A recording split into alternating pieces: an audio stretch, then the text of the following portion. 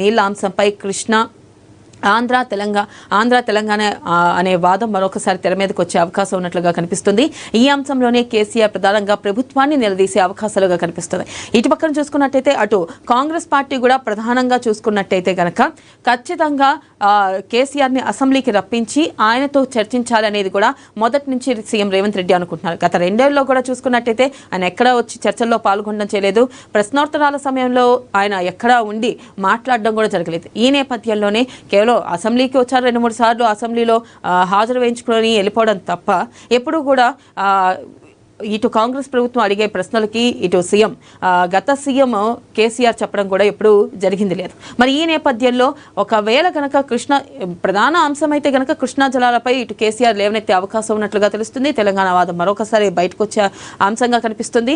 ఈ నేపథ్యంలోనే ఖచ్చితంగా ఇటు బీఆర్ఎస్ని ఎరుకుని పెట్టడానికి కాంగ్రెస్ ప్రభుత్వం కూడా కేసీఆర్ని అసెంబ్లీకి రావాలని అసెంబ్లీకి పిలిచే అవకాశాలు కూడా దాదాపుగా కనిపిస్తున్నాయి. ఒకవేళ కనుక కేసీఆర్ అసెంబ్లీకి వస్తాడా రాడా, ఒకవేళ కనుక ఇప్పుడు కూడా 28వ తారీఖు సభ నిర్వహించాలనుకుంటున్నారు. ఒకవేళ 28 సభ తర్వాత మరి కేసీఆర్ క్షేత్రస్థాయిలో ప్రజాక్షేత్రంలోకి వచ్చి ప్రజల సమస్యలపై మాట్లాడతారా లేదా మరొకసారి ఫామ్ హౌస్కి వెళ్ళిపోతారా, ఈ విషయంలో కొంతమేర ఉత్కంఠ నెలకొంది. అలాగే చూసుకున్నట్టయితే రేవంత్ రెడ్డిని ఫుట్బాల్ ఆడుకుంటా సీఎం కాలు ఒకటి కాంగ్రెస్లో మరొకటి బీజేపీలో ఉంది. రేవంత్ రాహుల్ ఐరన్ లెగ్లు దమ్ముంటే పార్టీ మారిన ఎమ్మెల్యేలతో రాజీనామా చేయించి ఎన్నికలకు వెళ్లాలని మీడియాతో చిట్చాట్లో కేటీఆర్. ప్రధానంగా చూసుకున్నట్టయితే ఇటు కేటీఆర్ కూడా కొన్ని కీలక వ్యాఖ్యలు చేశారు. రేవంత్ రెడ్డిని ఖచ్చితంగా ఫుట్బాల్ ఆడుకుంటా అని చెప్పి ఆయన వ్యాఖ్యానించడం జరిగింది. అలాగే సీఎం కాలు ఒకటి కాంగ్రెస్లో ఉంటే మరొకటి బీజేపీలో ఉంది అంటూ కూడా ఆయన వ్యాఖ్యానించారు. ఖచ్చితంగా ఒకవేళ గనక పార్టీ మారిన ఎమ్మెల్యేలు ఎవరైతే ఉన్నారో వాళ్ళ చేత రాజీనామా చేయించి మరొకసారి పోటీ చేయాలి అంటూ కూడా ఈ మేరకు కేటీఆర్ వ్యాఖ్యానించారు. నిన్న మీడియా సమావేశంలో మీడియా చిట్చాట్లో భాగంగా కేటీఆర్ ఈ వ్యాఖ్యలు చేయడం జరిగింది. అలాగే మరొక అంశం చూసుకున్నట్టయితే పోస్ట్ గల్లంతు సోషల్ మీడియా పోస్టులతో విదేశాల్లో భారతీయులకు తిప్పలు, ప్రభుత్వానికి మతాలకు వ్యతిరేకంగా ఉంటే వెనక్కి పంపుతున్న వైనం. అమెరికా, యూకే, గల్ఫ్ దేశాల కొరడా ఏడాది వెనక్కి పంపిన భారతీయుల సంఖ్య 3000కు పైనే. ప్రధానంగా చూసుకున్నట్టయితే ఏదైతే సోషల్ మీడియాలో ప్రభుత్వానికి వ్యతిరేకంగా అలాగే మత విద్వేషాలను రెచ్చగొట్టే విధంగా గనక పోస్టులు పెడితే అమెరికా ప్రభుత్వం కొన్ని కీలక నిర్ణయం తీసుకుంది. పోస్టు పెడితే గనక భారతీయుల్ని వెనక్కి పంపిన వైనం నెలకొంది. అయితే ఇది కూడా చూసుకున్నట్టయితే దాదాపు 3000 మందికి పైగా ఈ పోస్టుల కారణంగానే ఇటు వాళ్ళు చదువుకుంటున్నా జాబ్ చేస్తున్నా వెనక్కి పంపించేయడం జరిగింది. అలాగే నెక్స్ట్ కనుక చూసుకున్నట్టయితే ఉపాధిపై బుల్డోజర్. ఇది కోట్లాది మంది పేదల ప్రయోజనాలపై దాడి, పథకాన్ని నీరుగార్చేందుకు 11 ఏళ్లుగా ప్రయత్నాలు. కేంద్రంపై సోనియా ఫైల్, ఉపాధి హామీ పథకం పేరు మార్పుపై కాంగ్రెస్ నిరసనలు. ప్రధానంగా చూసుకున్నట్టయితే ఉపాధి పథకం పేరు మార్చనున్నారు. మరి ఈ నేపథ్యంలో కూడా ఇటు కాంగ్రెస్ ప్రభుత్వం స్పందించడం జరిగింది.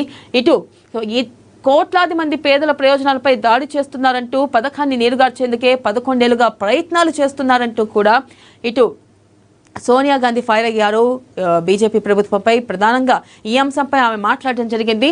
ఉపాధి హామీ పథకం పేరు మార్పుపై కాంగ్రెస్ ఇటు నిరసనలు చేపడుతుంది.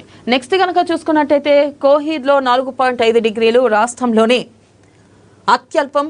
శేర్పూర్లో 4.8, అట్లీలో 5.9 డిగ్రీలు, ఉమ్మడి మెదక్ జిల్లాలో 60 ప్రాంతాల్లో 10 లోపు ఉష్ణోగ్రతలు.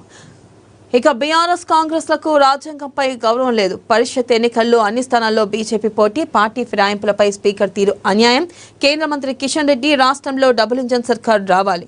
రామచంద్రరావు బీజేపీలో చేరిన సీనియర్ నటి ఆమని. ప్రధానంగా చూసుకున్నట్టయితే ఇటు బీఆర్ఎస్ కి కాంగ్రెస్లపై రాజ్యాంగంపై గౌరవం లేదు అంటూ కూడా కేంద్ర మంత్రి కిషన్ రెడ్డి వ్యాఖ్యానించడం జరిగింది. ఈ నేపథ్యంలో చూసుకున్నట్టయితే కనుక పరిషత్ ఎన్నికల్లో అన్ని స్థానాల్లో బీజేపీ పోటీ చేస్తుందని, పార్టీ ఫిరాయింపుల వారిపై కఠినంగా చర్యలు తీసుకోలేదంటూ స్పీకర్ తీరు అన్యాయంగా ఉందంటూ కూడా ఈ మేరకు కిషన్ రెడ్డి వ్యాఖ్యానించడం జరిగింది. అలాగే చూసుకున్నట్టయితే ఇటు రాష్ట్రంలో డబుల్ ఇంజన్ సర్కార్ రావాలి అంటూ కూడా రామచంద్రరావు వ్యాఖ్యానించడం జరిగింది.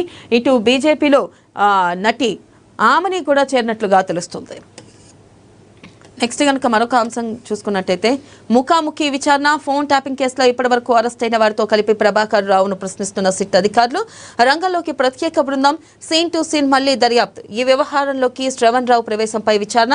2 మాజీ మంత్రుల పాత్రపైన ఫోకస్. ప్రధానంగా చూసుకున్నట్టయితే ఫోన్ ట్యాపింగ్ విషయంలో అరెస్ట్ అయిన వారితో కలిపి ప్రభాకర్ రావును ప్రశ్నిస్తున్నారు సిట్ అధికారులు. ఈ నేపథ్యంలో చూసుకున్నట్టయితే ఈ ప్రత్యేక బృందం దిగినట్లుగా తెలుస్తుంది. సీన్ టు సీన్ మరొకసారి దర్యాప్తు చేయనున్నట్లుగా కూడా తెలుస్తుంది. అయితే ఈ నేపథ్యంలో ఒకవేళ కనుక ఫోన్ ట్యాపింగ్ లో మరికొన్ని కీలకమైన అంశాలు బయటకు వచ్చే అవకాశం ఉందా? అయితే ఫోన్ ట్యాపింగ్ పై ప్రధానంగా కేటీఆర్ కూడా ఆరోపణలు ఎదుర్కొంటున్నారు. మరి ఆయన కూడా ఈ విచారణ ఎదుర్కొనే అవకాశం ఉందా అని కూడా కొత్తమీర ఉత్కంఠ నెలకొంది. మరొక అంశం చూద్దాం. ఆధ్యాత్మికతే మనకు దిక్సూచి, మానవాళి సమస్యలకు భారత ఆధ్యాత్మిక వారసత్వంతో పరిష్కారాలు, యువత నైపుణ్యాలతోనే దేశ భవిష్యత్తు. బ్రహ్మకుమారిస్ కార్యక్రమంలో రాష్ట్రపతి ప్రధానంగా చూసుకున్నట్టయితే ఏదైతే బ్రహ్మకుమారిస్ కార్యక్రమంలో భాగంగా రాష్ట్రపతి ద్రౌపది ముర్ము కొన్ని వ్యాఖ్యలు చేయడం జరిగింది. మానవాళి సమస్యలకు భారత ఆధ్యాత్మిక వారసత్వంతో పరిష్కారాలు జరుగుతాయని, యువత నైపుణ్యంతో ముందుకెళ్లాలంటూ కూడా ఆమె ఈ మేరకు వ్యాఖ్యలు చేశారు.